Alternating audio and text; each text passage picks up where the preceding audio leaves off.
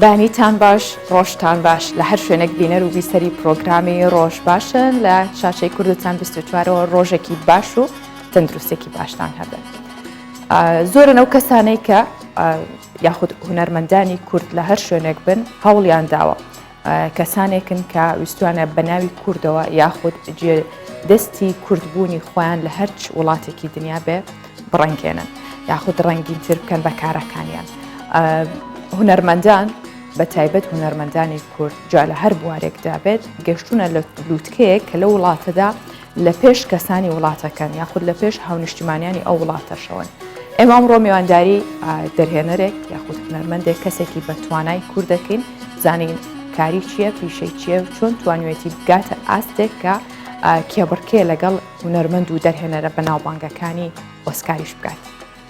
جگەلەوە بەرگە و بابەتی دیکەشمان بۆ ئامادە کردوون هەر لە پاکێج و ئینهاوسەکان و هەموو ئەو بابەت و زانیاریانەی کە خۆمان کردوتەوەمانوێت لە ماوەی ئەم کاتژمێرەدا بۆ ئێوەی بخینەڕۆ. بەڵام با دەستپێک بە کورتێک لە هەواڵەکان بێت بزانین چی دەگوزارێت.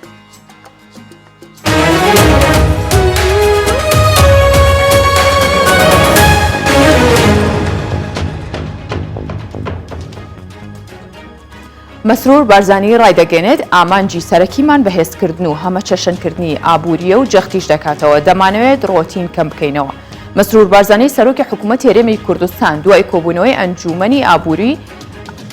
ئەنجومەنی ئابووری لە تویتەکەی نووسیوێتی سەرپەرشتی کۆبوونەوەی ئەنجومەنی ئابووریم کرد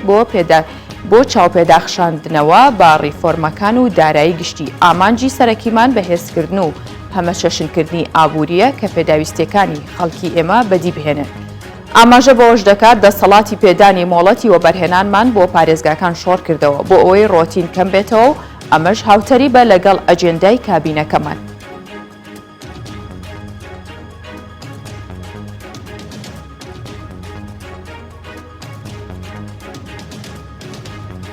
ڕێباز حەملان یاریدەدەری سەرۆکی حکوومەتی هەرێمی کوردستان ڕایدەگەێنێت دۆخی دارایی بەراورد بە ساڵی ڕابردوو زۆر باشترە و بەڵام 2 مانگە داهاتی ناوخۆ کەمی کردو و ڕێژەیەکی کەمی داهاتی ناوخۆی سلێمانی و هەڵەبجە دەگەڕێتەوە. گوتیشی گرنگە پشت بە خۆمان ببەستین چونکە بەختا دەستیمان پێ دەکات. ڕێباز حەملان جەختیش دەکاتەوە هەر 30 ڕۆژ جارێک موچە دابەش دەکرێت و پرۆسەکە هەندێک جار دوا دەکەوێت پەیوەندی بەکات و نەختینە لە بانکەکانەوە هەیە.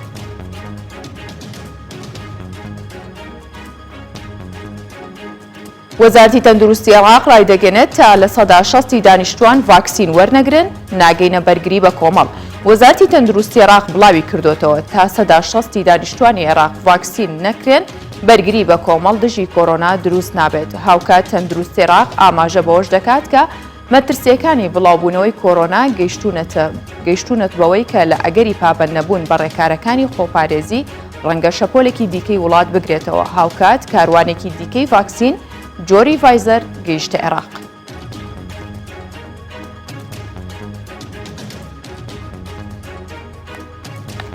تالیبان سەیەکی هەر 421 قەزا و ناوچەی لە ئەفغانستان کۆنتڕۆڵ کردووە. هێرشەکانی تالیبان بۆ سەر ناوچە جیاوازەکان لە ئەفغانستان بەردەوامە و سەیەکی 421 ناوچەی ئەو وڵاتەی کۆنتڕۆڵ کردوتەوە. بەرپرسانی تاجیکستان دەڵێن بەهۆی هێرشەکەی شەوی ڕابردووی تالیبان 300 سەربازی سەر بە حکوومەتی ئەفغانستان لە بەدەخشانەوە ڕوویان لە سنوورەکانی وڵاتەکەیان کردووە. فەرماندەیەکی هێزەکانی سەر بە حکوومەتی ئەفغانستانیش دەڵێت هێزی تایبەتی و کۆماندۆ گەیشتونەتە ئەو ناوچانە و ڕوبەڕووبوونەوەکان بەردەوامن بۆ ئەوەی ئەو ناوچانە جارێکی دیکە لە ژێردەسەڵاتی تالیبان دەربێننەوە.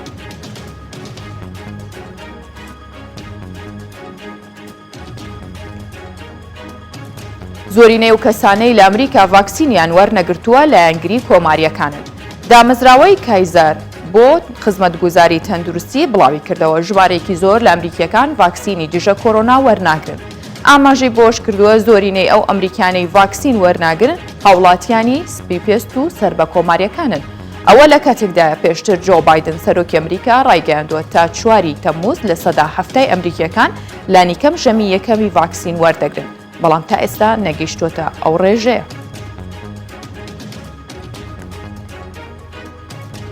کورتێک لە هەواڵەکانم پێشکەشکردن.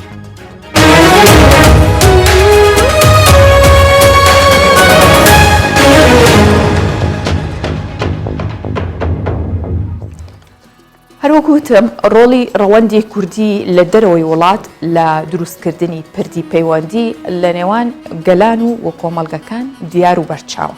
و کارەکانیان زۆر دیارترە لە کەسانی ئەو وڵاتەش. زۆر جاریش ئەو هونەرانە ڕۆڵێکی وا دەگێڕن یاخود ڕۆڵێکی گەورە لەو پەیوەندیان دەبێت. بە بۆنەی 10 ساڵەی دامەزراندنی ئۆپێرای کوردستانی عێراقی ئەڵمانی لەلایەن ناوەندی کولتوری ویسبادێنیا ئەڵمانیا سەرۆکی ئۆپێرای خەڵات کرد.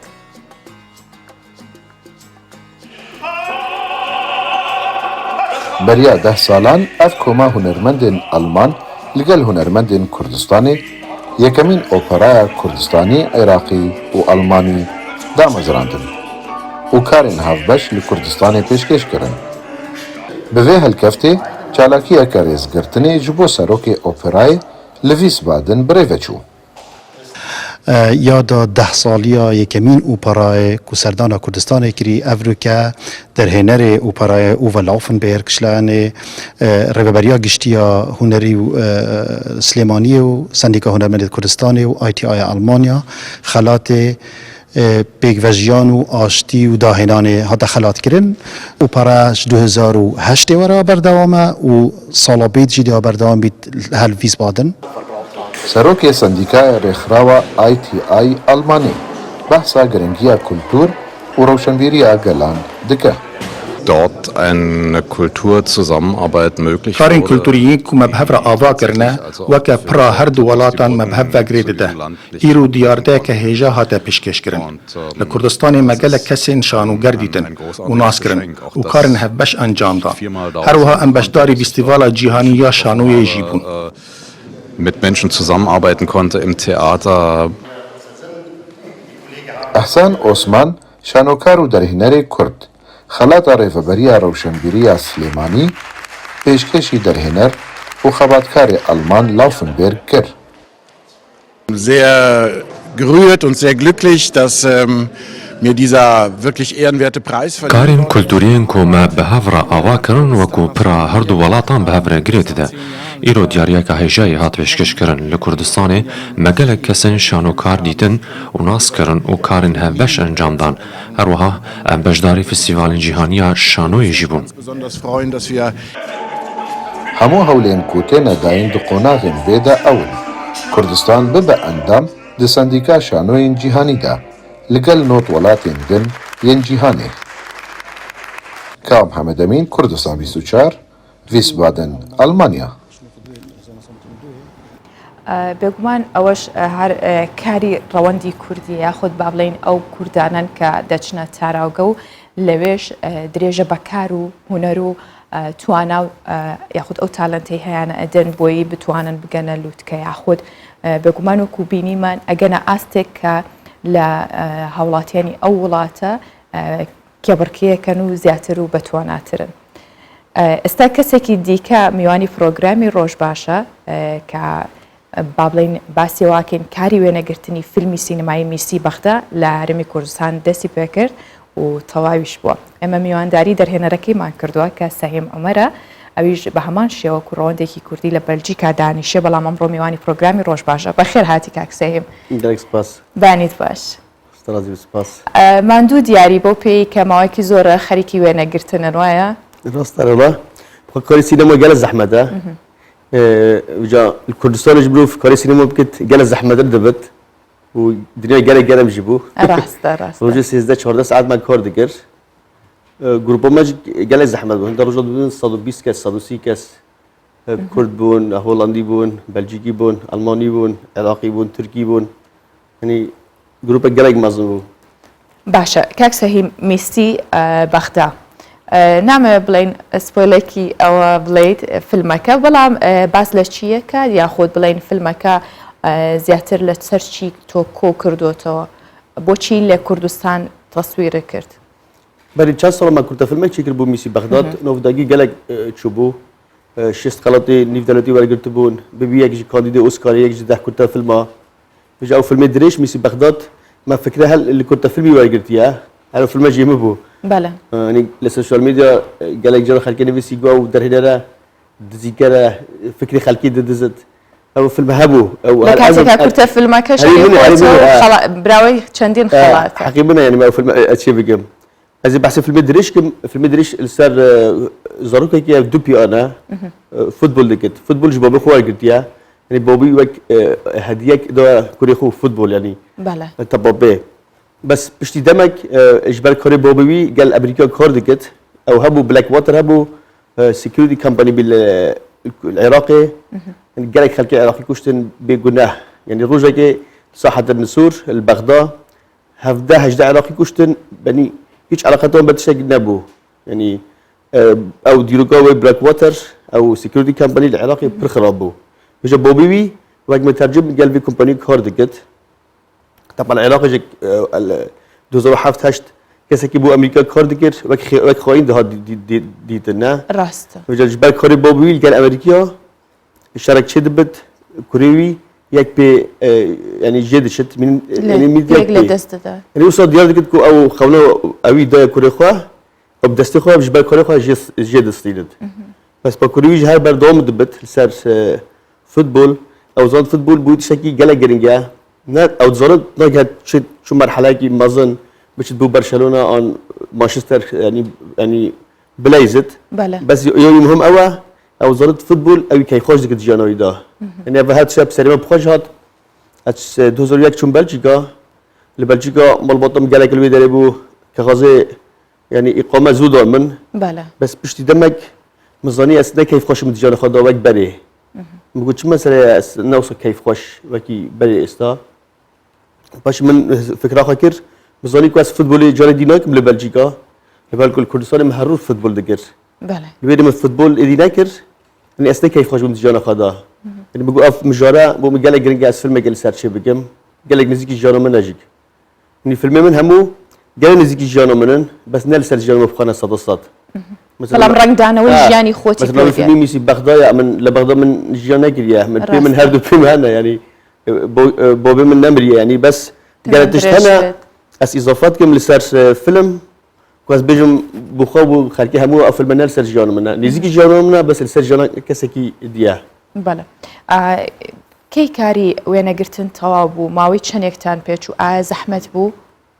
ام دوه تمام بون او بشتي دو هيوا ما فيلم شي ذكر باك ما قلتي قالك انتنسيبي يعني قالك دجوال بو جرام بو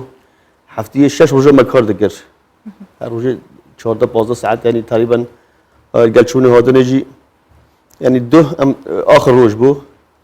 نها فيلم ما خلاص بو يعني مي بله صبي چن بلچيكا وبشتي دست مونتاژ كن دستان خوش به سرکوتوبن باشا كاك سهيم بينري كردي راستا بينري زوربي فيلم اوروبيا كان وهوليود واوروبيا كان بلام بوشي او فيلم جواناني كايوا هنديك لا درهنران وبرهنراني كورد كايكات بوتا استا بينري كورد ليتير نبو بو اشنا نبو بي زياتر بو لسينما كاني درو بخ شكرين خو قالك صدم انا نيك تريا مثلا اوروبي بس 20 سال قال سينما مازن بونه مثلا زارو كبو كسينما نازك وزير دش السينما يعني البيرام تصاله هشتي او نوتا كسك شو السينما دغوا كسكي نباشه كردستان تايبتي و نش مجر زغور بويا يعني سينما كيم بون هول السينما كيم بون بيدرم السينما تينا قاعد يعني وقت بدش حتى خلق فير ببد الجال سينما يعني جام بقت بله نمونه مثلا ایران برای 100 سال سینما دلوی دست بکره اوج یعنی ولاد گلک پیش کتو بو سینما خد کبیر یعنی سینما و گلک گریدایه بس الویری چیزی جدایه بگو سینما الویری هر بردامی تداهیه گلک فیلم چه دیگن مثلا کردستان 2001 حتی 2014 15 گلک باش بو گلک فیلم تاتن چه کردن بس ايش بالكم بردامی تدارینه یعنی ستار يعني ستير هنا السينما كل ده جالك خلك بخوفا جري بدن هر سال 10 فيلم دار كيفن خلك السينما يعني بردامي ده بت افش جالك تاثير اللي يدكن كردستان مثلا دراما كما يا كردي خلك همي برا خدت يا بياني مثلا 4 سال شيء جال باشتين شيء كده يعني دراما كردي اللي دري بجني دراما حلقه بله او شيء جالك باشا هكر هبن يعني خلك بخوفا جري دن هكر خلك يعني فيربو دراما تشتدي دي سينماش باشتر تيدي قهد راسته مثلا زاروك البلجيكا 5 سالی 6 سالی نیشواندن سینما چند زحمت ده وقتی من الفيديو فيلم چید کرد قالك خلق تاد قد ما كور سينما وصل زحمت قد ما نتزاني تلفيري او دبينن او فيلمي نه فيلمي او تمثيلي لوكالي چند روز کامیرا خدبن گروپا خدبن لگوندک فیلم کی 5 دقیقه شد که یک روز دا راسته اما دو هیوا روز 14 ساعت هم کار دیگن یعنی هر کسی که هم دیدن گو مشروع سالی سینما زحمت ده وصوب وی رنگی یعنی گلک اینتنسیو گلک دشواره گلک گرانه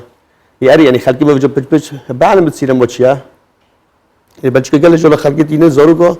سينما نيشواندن دبزان سينما كان جرينجا يعني وكان زحمته او كنت بتش السينما تكيت بكري يعني تو بتش السينما وشنا بالدنج بكي شنا بتباخ وشنا بالتلفون يعني بتشتاج قال جرينجا جدا بله كاك سهم برهمكانك تو زورن وهموشيان خالاتي بناوبان وخالاتي جيهانيان ورقرتو بلا عم مزاتر فوكس خينا سر ام برهمات ميسي بغدا او كورتا فيلميكا لما وي رابردو 4 سال بيج استادر هنا همان او كاركترانن كاستا فيلمات تواوكا فيلميكي دريجو تواودا رولا بينوا ياخذ غورانكاري بسراهاتو لا الدسبيك ما برياردو ام هيج اكترا اف كورتا فيلمي ام دي فيلمي دب كارناينن يعني حتى ما هزر قد كده من في الميش بجورن يعني كو خلنا بيج فيلم مديتيا يعني بالكو بالي هاي فكت بلابو السوشيال ميديا روجنامه دا عراقي دا فيلم ديت شكرن قال خلك سرا خفت انه فيلم بالي نهايه بل دسبيك او هزر ذكر كو خلنا بيج فيلم مديتيا بس تشتكي نوتشي بي يعني وما تشتكي رينجو يعني هيج اكتر فيلم ابي كيفن ام كارناينن هم اكتر نونا بس ما دسبيك بجرا خدا ما جو ام كردستان ام فيلم خاطر بكن ام بغداد شنايكن جبركو وسينما كردي جرينجا ام فيلم خاطر بين الفيديو تشي بكن ام 9 مليون يورو صرف بكن دولار يعني الفيديو بو اكتر جها هوتيلا خارن وخارن واكتر ما جالجي كردجي يعني مثل حسين حسن عادل عبد الرحمن بلا جالك اكتر كرد ما باش كركوكيش حولي هاتن و كرو ماجيك يعني ابي تيما تكنيكي جالك جي كردن يعني ما تقول ما تشتكي صوبك كو تشتكي باش بو سينما كردي فجرت جاكو بالي ساهي بغداد وما في المجدي شيء تكر بلا البغداد داخل بغداد هر كيلومترك يعني السيطرة هي تشيك بوينت راست هر خوارك كغازي مثلا كردستان قال باشتر يعني كغازي تو درس به ورقه هموتش باشتر بريفادشت بالي چهار سرك نزيكي قلعه هولر بله ما 17 شارع گرتن 18 شارع بو مشهد خو يعني اوتشتل لبغداد کی گله زحمت ده نيفيرش خلق اوري كارا مثلا تشتك چه نبت او بروديوسر ما تلفون دكت مشكله حل دبت باشا لوكيشني هرمي كردستان بديارك وكا بغداد ياخذ ايو جرينجيتان بويا وكا هرمي كردستان لوكيشن تان بيو ديار بلا فيلمك لا ما اول لوكيشني هل بجارتين كاسك نزون تبع مثلا هوليدا اون دهوك او زاخويا جبالكم مي وانتش هل بجيرن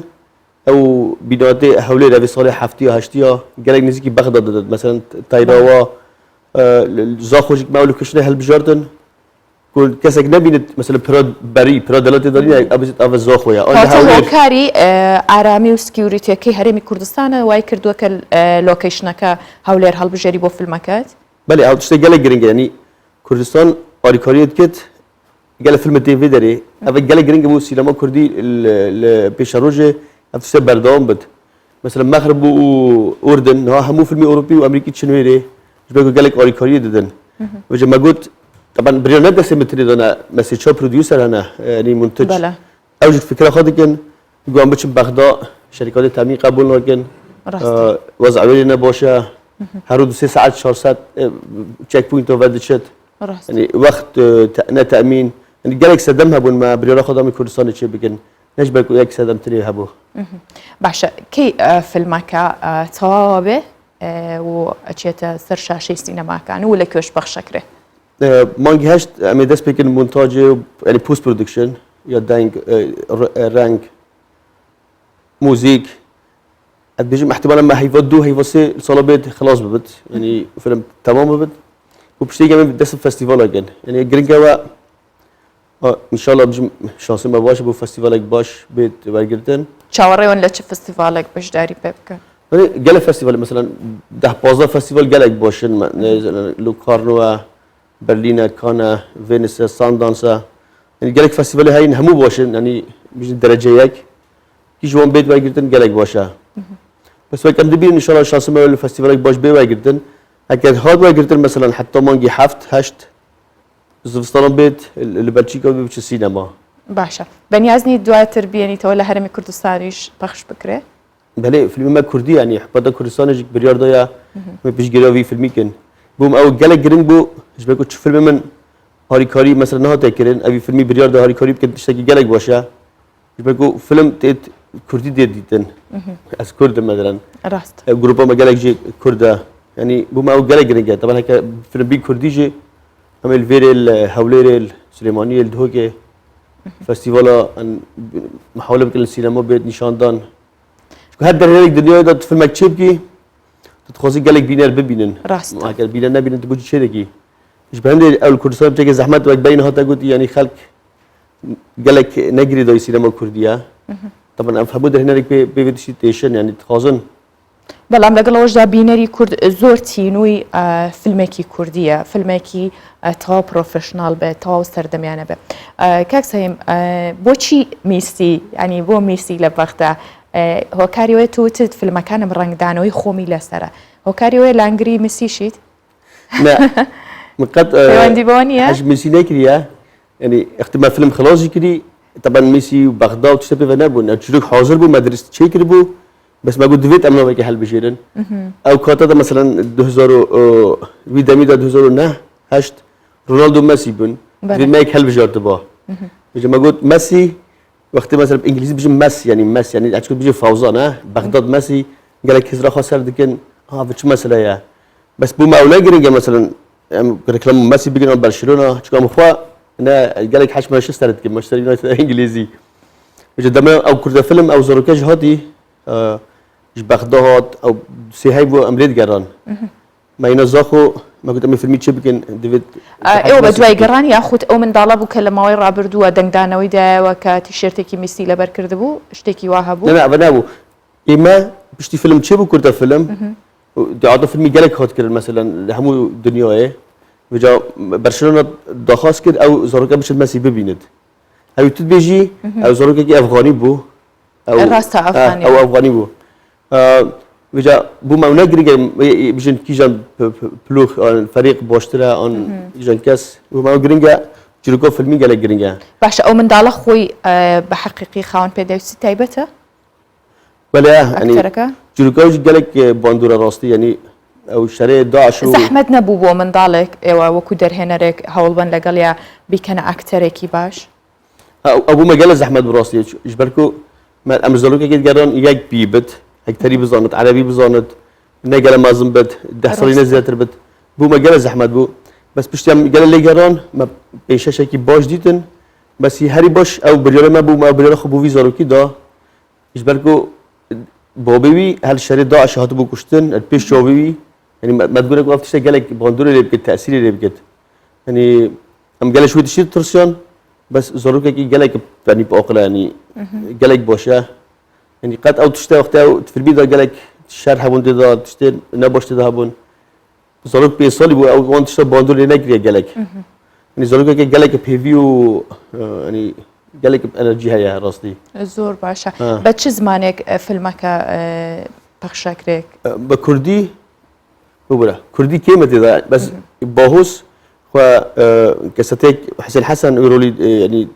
دكا ئەو منداڵە ناوی حەسەنە ئەکتەرەکە او نبي محمد باشە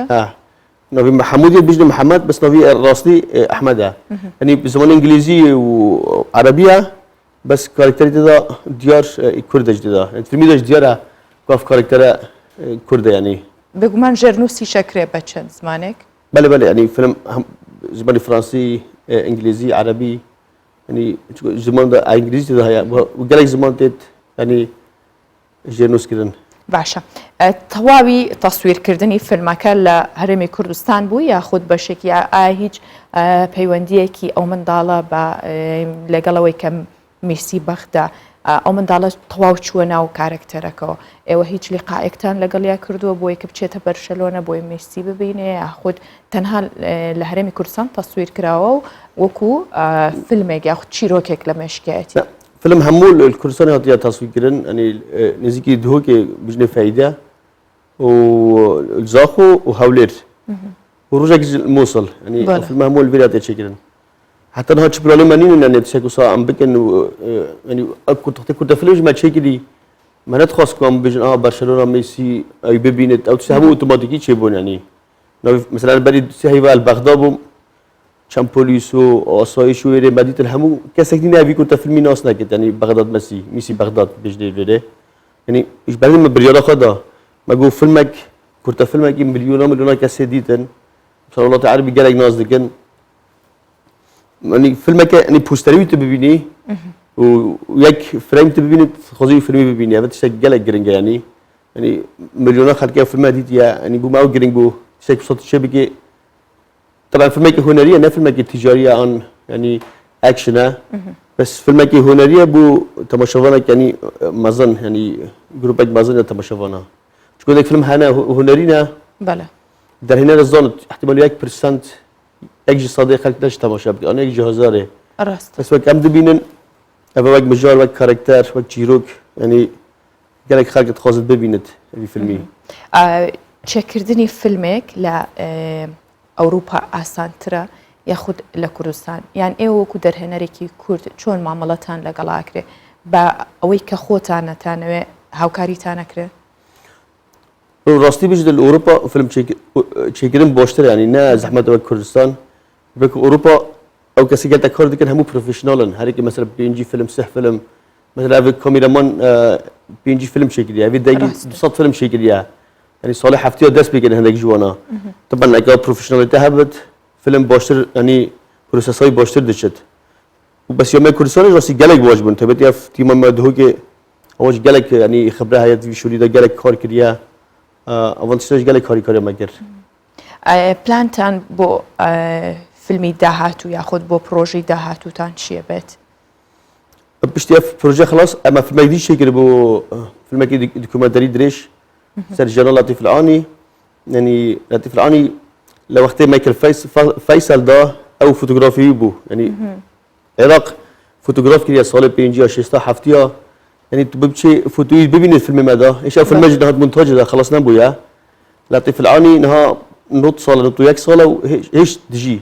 بس ابي جانا عراقي همو ديتيا وهمو فوتوغراف كريا يعني بشكل دوكيومنتري ايش سر فيلم بس ما زنبو فيلم فرنسي وبلجيكي بو يعني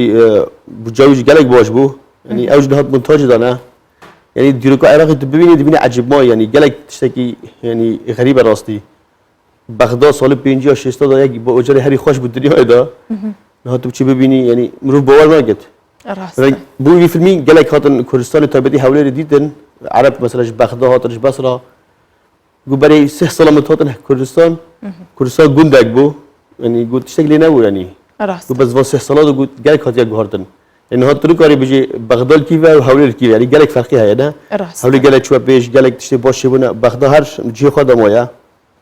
دوی فیلمی ببینی بيجي تشاو يعني والله تاكو صاب قالك باش يعني هنجي جانا خلقي قالك بو درن بو يا جواكي قالك باش بو ها هنري قالك باش بو ها هموت دمرت يعني دوي فيلم ماذا تشوف قالك ديار دبن بله طبعا تماشاور اوروبي تزرع خاب كي بيجي تشاو تشي يعني والله تاك مثلا كردستان هندي باشتر دبت وك عراق ان افغانستان هندي فتره خرابتر دبت يعني مخابرات تشي بالراستي يعني او في الماجيك قالك على خطيب كردستان بها يعني او فوتوغرافا هاتبو تشانجا قال ملا مصطفى بارزاني كوم بو فوتو قرتبو يعني او فوتو عم دبينها قالك يبي لطيف العانينا هاتبو مثلا قال علي باك زاخو سرسن قامدي يعني او في الماجيك قالك يعني لينكو رابطه بكردستان بها قالك زۆر باشە کاک سەهیم عومەر سپاس بۆی کە ئەمڕۆ میوانی پرۆگرامی ڕۆژباش بووی بە هیوان هەمیشە بەرهەمەکانت لە لووتکەدا بێت و وەک هەمیشەش کەسێکی دیار و ناسراوی کوردستان بی لە دەرەوە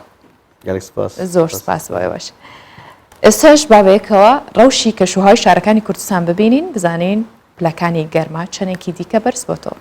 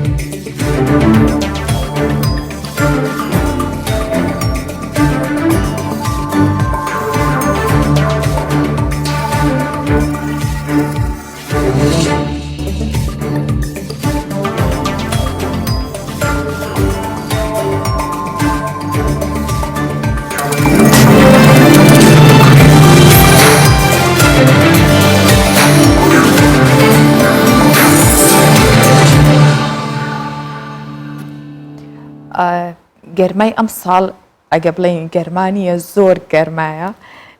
ئەوە نەک هەر لە عێراق و لە کوردستان لە زۆربەی وڵاتان کە چەندین سەدە پێش ئێستش بەخوایانەوە نەبینیوە پلەی گەرما بگاتە و ئاستا بەڵام ئەوەی کە گرنگەوەی کە ئێمە ئێستا تەحمولیەکەین چونکە ڕاهاتوین بەگشتی بە تایبەت عێراقیش ڕاهاتووە ینی ئێمە بیئەکەمان بە شێوەیەکی وا گەرمە کە بتوانین خۆمان بگونجێنین بەڵام وەکوتم ئەم ساڵ جیاواز لە ساڵانی ڕابردوو پلەی گەرما تەواو بەرز بۆتەوە و گەشتۆتە حاڵەتی مەترسیداریش کە لە وڵاتێکی وەکو کەنەدا زیاتر لە 700 کەس بەوەی گەرما یاخود گەرمی گیانیان لە دەستداوە و چەند ڕۆژێکیش لە ژمارەیەک پارێزگای عێراق بەهۆی بەرزی پلەکانی گەرما دەوام ڕاگیرا و بینیمان کە کرا بە پشوو چونکە پسوەڕان و پزیشکانیش ژمارەیەک ڕێنمایی بۆ خۆپارێزی لە گەرما ئەخەنە ڕوو چونکە زانن کە ئەم ساڵ حاڵەتەکە ئاسایی نییە و ڕێنماییمانەکەن بەوەی کە هەوڵدا بە هیچ شێوەیەک ڕاستەوخۆ تیشکی خۆرە بەرنەکەوێت ڕاستەوخۆ مەچۆرە بەر تیشکی خۆر لە کاژمێر 11 پێش نیوەڕۆ هەتا 3 دوای نیوەڕۆ مەڕۆرە دەرەوە چونکە ئەو کاتە گەرمەی گەرماکەیە گەر بڵێن ڕۆژانە بڕێکی زۆر ئاو بخۆرەوە چونکە بەهۆی گەرما بڕێکی زۆر لە لەشت لە دەست دەدەی یاخود ئاوێکی زۆر لە لەش تا لە دەستەی چونکە گەرماتە بە زۆر کەمتر لە ڕۆژانی دیکە خۆتان ماندوو بکەن ینی ئەو ئیشانی کە ڕۆژێکی ئاسایی لە پاییز و بەهارە ئەمان کرد لەم وەرزەدا نابێت ئەوەندە کار بکرێت زیاتر لە ڕۆژانی ئاسایی پاک و خاوێنی بپارێزە و زیاتر جلوبەرگی لۆکە بپۆشن خۆتان بە دوور بگرن لەو پۆشاکانەی کە مادەی نایلۆنیان زۆر تێدایە کەمکردنەوەی و بەکارهێنانی ڕێژەی خوێ و بەهارات با کەمترین بەهارات و خوێ لە ناو خواردنەکانتانە هەبێت ئەو بیبەری تونیش بە هەمان شێوە زیاتر ئەو خۆراکانەی کە وزەیەکی زۆریان تایە خورمایە بیبەرە ئەمانە وزەیەکی گەرمی زۆر ئەدەن بە لەشت ئەگەر بێت و تیشکی خۆریش بەرت بکەوە حاڵەتەکە زۆر بەرەو مەترسی داربوو نەڕوە و جامی ئۆتۆمبیلەکانتان تەواو دامەخەن جگەلەوە منداڵ لەناو ئۆتۆمبیلە بە هیچ شێوێک بەجێ مێڵن و ڕۆژانە دژەخۆریش بەکاربێنن هیچ کاتێک بەبێت دژەخۆر مەڕۆنە دەرۆ و مەچنە بەر تیشکی خۆر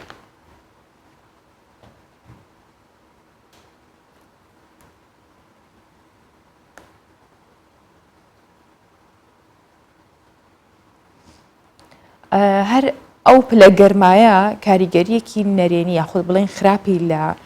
باتمانی باکووری کوردستانیش دروست کردووە و شارەوانی شارەکە شوێنێکی تایبەتی بۆ خۆفێنکردنەوەی مناڵان لە شوێنی گشتی دروست کردووە مناڵان کاتێک لەگەڵ دایک و باوکیان ئەچنە دەرەوە لەو شوێنانەدا دەچن کە بەرفراوانە و ناو یاخود ئەچنە ناو ئاوەکە و خۆیان فێنکەکەنەوە داواش لە دایک و باوکانەکەن مناڵەکانیان لە وەرزی گەرما فرامۆش نەکەن و لە گەرما بیان پارێزن.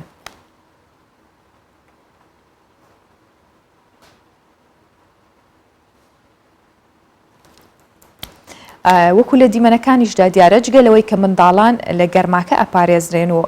یاریەکەن لەگەڵ ئاوەکە وەک زۆر کیف خۆشی شەبن یاریەکەن چێژ وەرەگرن لەگەڵ جوڵەی ئاوەکە و لە هەمان کاتیشدا کەمتر گەرمایە نەبێت و خۆیان فێنکەکەنەوە بێگومان پێچێت لە هەرێمی کوردستان یاخود لە ناوچەکانی دیکەژی تر پێویستمان بەو ئاوانە بێت یاخود پێویستمان بەو جۆرە فوارانە بێت چونکە پلەی گەرما بە جۆرێک بەرز بۆتەوە کە زۆر جار ناتوانین بچینە شوێنە گشتیەکان ناتوانین چێژ لە پارکەکان و شوێنی یاریکردنەکان وەربگرین بە تایبەت منداڵان ئێستا بەهۆی وەرزی گەرماوە بێبەش بوون لە پارکەکانی یاریکردن و ئەو شوێنانەی کە تایبەتە بە یاریەکان و چێژی لێبینن.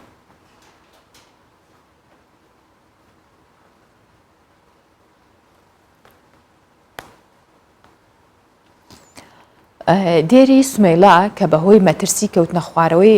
تاوەرە بەردەکانی لە ئەیلولی 2015دا بەڕووی گەشتیاراندا داخرا لە شروعاتی 2016دا نۆژەنکردنەوەی دێرەکە دەستی پێ کردووە بەپێی ئامارە فەرمیەکانی ساڵی ڕابردووش 16 ملیۆن گەشتیار سەردانی تورکیان کردووە و پێشبینی شەکرێ ئەم ساڵ زیاتر لە 25 ملیۆن گەشتیار سەردانی ئەو وڵاتە بکات و داهاتەکەشی بگاتە سەر و 20 میلیارد دۆلار.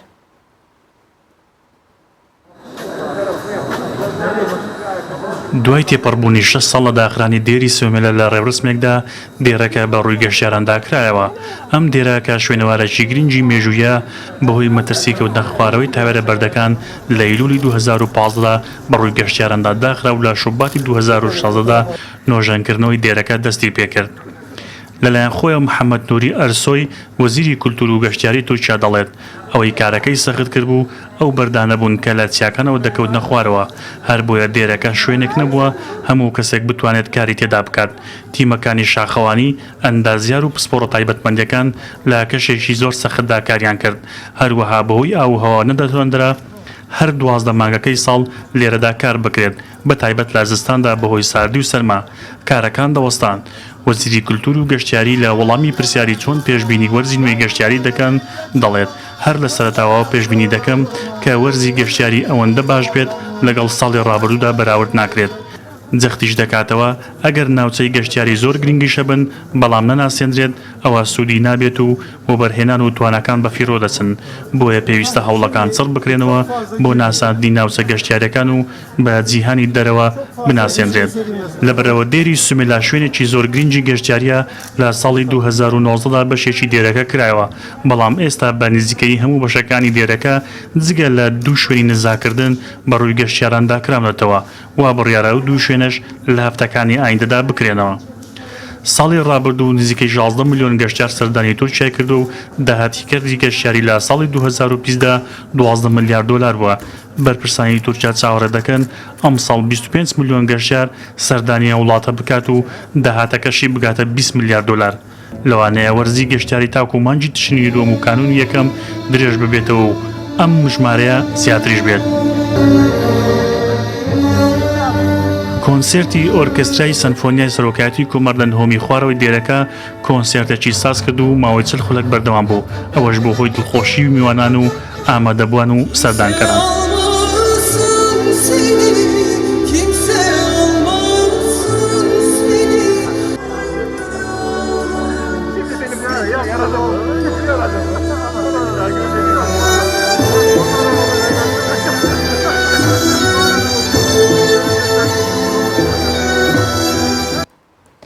ئێستا با بزانین بەهای دراوەبیانیەکان و نرخی زێر لە بازاڕەکانی هەرێمی کوردستان چ گۆڕانکاریەکی بەسەرا هاتووە بەیەکەوە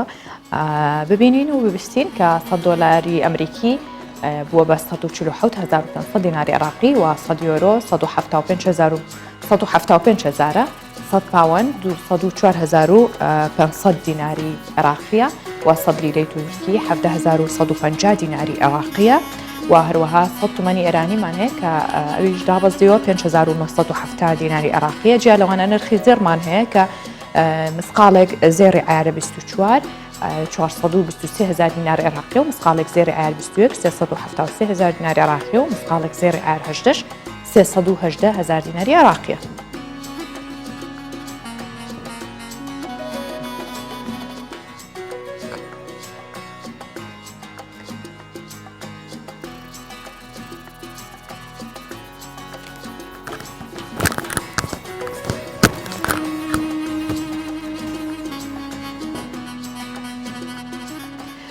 ئەگەر مەبەست بێت ژینگە بپارێزیت یاخود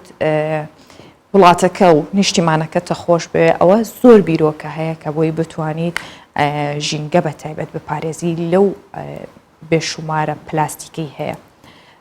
بۆیە هاوڵاتیەک لە جۆرجیا بیرۆکەی دروستکردنی کەیبڵی بۆ هاتووە یاخود زۆر USB-ەکان کە هەیە و لە کۆکردنەوەی سەری بوتڵی پلاستیک دێت ئەم کەیبڵانە یاخود ئەم USB-یانە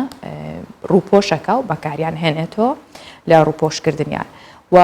بۆ ئەو مەبەستش لە ڕێگەی تۆڕە کۆمەڵایەتیەکانەوە لە فەیسبوک لە ئینستاگرام ڕایگەیاندووە کە هەر کەس 50 سەری بوتڵی پلاستیک بهێنێت بووی ئەوە کەیبڵێکی دەسەکەوێت. مەبەستیش لە کارەکەی پاراستنی ژینگەی وڵاتەکەیەتی لە پلاستیکە بەکار هاتووەکان.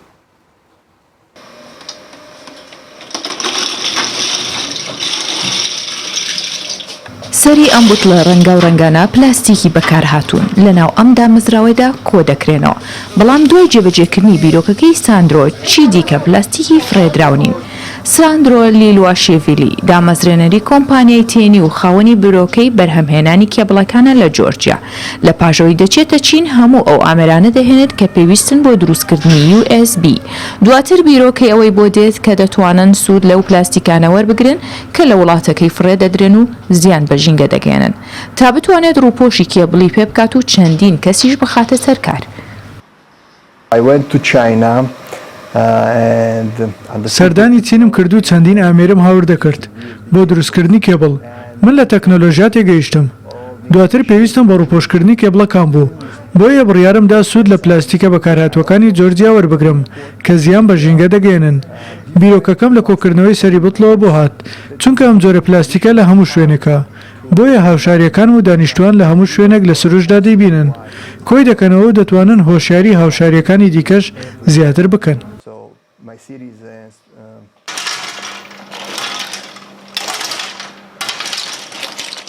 بیرۆکەکە گەشەی سند بۆ دروستکردنی کێبڵی بارگاویکردن لە دروستکراوی جۆرجیا و دۆستی ژینگەش ناسێنرا. ساندرۆ بازرگانیەکەی بە پێشکەشکردنی کێبڵ بۆ هەر کەسێک دەستی پێکرد کە 50 سەری بوتڵی پلاستیکی بهێنێت بۆ دامەزراوەکەی. لە مامەڵێشدا لە ماوەی تەنیا 2 مانگدا 100,000 سەری بوتڵی کۆ کردەوە. منداڵانی قوتابخانە بە تایبەتی گرنگیان بە پرۆژەکەدا و لە ناوماڵ و قوتابخانەکەیان کۆی دەکەنەوە و بە ئامانجی پاراستنی ژینگە دەیبەن بۆ دامەزراوەکە.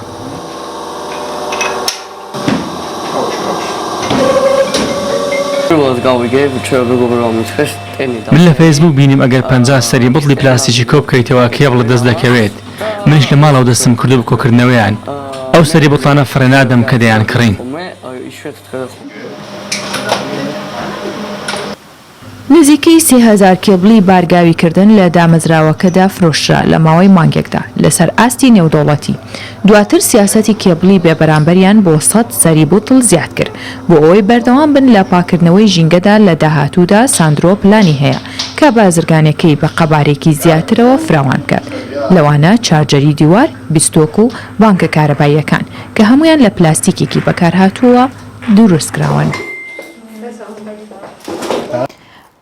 توندوتیژی لای هەر ڕەگەزێک بێ هەر توندوتیژیە و هەر جیمەترسیە یاخۆت پێویستەکە کە ڕێگری لێ بکرێت. ئەم ساڵ لە هەرێمی کوردستان کە لەلایەن ژنانەوە دەستدرێژی کراوەتە سەر 37 پیاو یاخود بڵێن 37 پیاو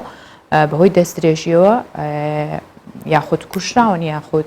تووشی بەترسی بوونەتەوە. بێگومان ئەم حاڵەتانە لە وڵاتانی دەرەوە زۆر زیاترە. بۆیە پێچێت هەر لەبەرم هۆکارە بێ کە کڕینی چاک لە ناو خانمانی ئەمریکادا بە ڕێژێکی زۆر زیادی کردووە. بەپێی ئامارێکی کۆلێژی تەندروستی لە زانکۆی هارفارد نزیکەی نیوەی ئەو چەکانی کە لە نێوان ساڵی 2019 تا 2021 کراون لەلایەن خانمانەوە بووە و پێشبینی شەکەن لە داهاتوودا خانمان ببنە کڕیاری سەرەکی چەک. چونکە زانکۆی هارفارد جەختی کردوتەوە کە ئەنجامدانی هەڵبژاردننی سەرۆکایەتی و ململانەکان وای کردووە کە خەڵک بیر لە کڕینی چەک بکاتەوە بە تایبەت خانمان وە پێچێت توندوتیژیەکانیش ئامارەکانی توندوتیژیش دەری ئەخات یاخۆ دەری بخان کە سەلمێنەری ئەوە بن توندوتیژەکان بە بەرامبەر ئافرەتان هێندە زیادی کردووە کە پەنابەر نەبەر کڕینی چەک و پەنابەر نەبەر تۆڵەساندنەوە لەلایەن خۆیانەوە و بەداخەوە ئەمەش دوورکەوتنەوەیە لە یاسا یاخۆت دوورکەوتنەوەی لەوەی کە لە ڕێگەی یاساوە مافەکانیان بەدەست بێنن.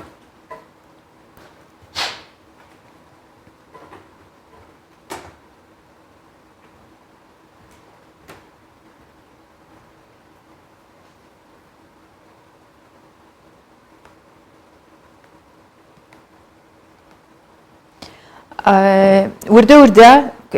ئاسایبوونەوەی ئەو دۆخەی کە بەهۆی کۆڕۆناوە هاتە ئاراوە لە زۆربەی وڵاتان دەستی پێ کردووە. بەتەبەت لە ئەرجنتین ئیتر هۆڵەکانی شانۆ لە وڵاتە وردەکرێنەوە بۆ بۆنەوە هاوڵاتیان سەردانی هۆڵەکانیان کردووە و گویان لەو موزیکانە گرتووە کە ئیتر لە هۆڵەکان نمای شەکر و پێشکەشەکرێ. موزیسیانانیش بە بۆنەی کرانەوەی هۆڵەکان موزیکی تایبەتیان پێشکەش کرد. شانۆیە کۆلۆن لە ئەرژەنتینا ڕۆژائینە دیسە دەریان خۆڤەکردن پشتی دەمەکە درێژی گرتنێدا ئەنجامە بەڵاوبوونا ڤایرۆسی کۆڕۆنادا حەزکەرێن موزیکێک گوهگرتنە داسلێت فۆن دەر ئاردێ پارچەیە موزیکەیە ناودار. ئەف شانۆ یەک ji girngtirîn operayên Amerîka Latîne û neçar bû 2 caran deriyên xwe bigire di encama petayê de piştî sepandina rêkarên parastinê li ser şano û xwaringehan. یەکەمین جارە ku bi awayekî fermî derdikevim piştî petsayî.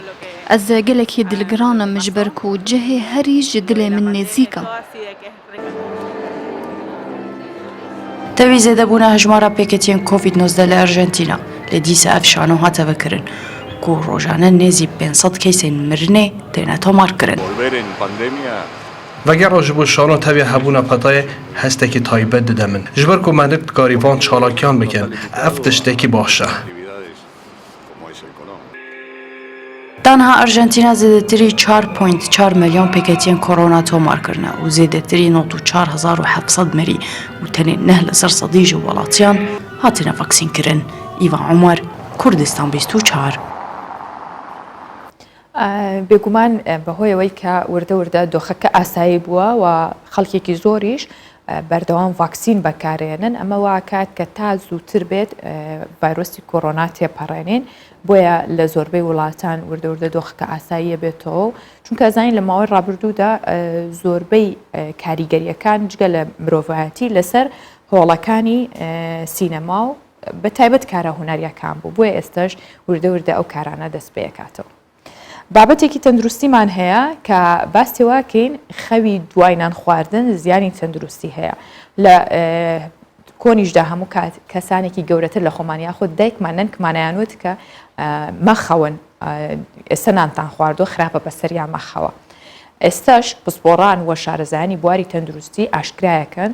سەرخەوشکاندن دوای نان خواردن واکات کە خواردن و خواردنەوەکان بە باشی هەرس نەبن. ئەوە ژەبێتە هۆی ترشەڵۆکێک لە گەدە و وەزیانگەاندن بە تەندروستی مرۆڤ. هەروەها خەوی دوای نان خواردن دەبێتە هۆی قەڵەوی و قورسایی جەستە. بۆیە پێویستە دوای 3 کاتژمێر لە نان خواردن بخەویت چونکە گەدە 2 بۆ 3 کاتژمێری پێویستە بۆ ئەوەی کە خواردن هەرس بکات.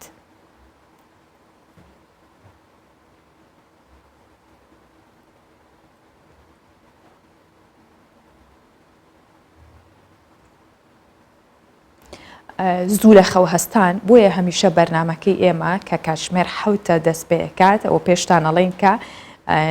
ڕۆژێکی باش دەست پێ بکەن چونکە هەر کات زوو لە خەو هەستی و نانێکی بەیانی ئارام بخۆیت و باش بخۆیت بێگومان تەندروستێکی باشترە بێت. بەڵام کاتێک کە خواردن بخۆیت و دووبارە بەسەری ئابخەویتەوە یاخود درەنگ هەستیت و خواردن بخۆی هەموو ئەمانە زیانی بۆ تەندروستی ئێوە بێت. ئامانجمانە هەمیشە ئێوە تەندروست باش بن هەمیشە ئەو بەرگە و بابەتانە بۆ ئێوە ئامادە بکەین کە سوودێ بێت بۆ خۆتان و بۆ ئارامی و تەندروستیشتان. پرۆگرامی ڕۆژ باشم پێشکەشکردن بە هیوام هەمیشە کامران بن و ماڵاوە.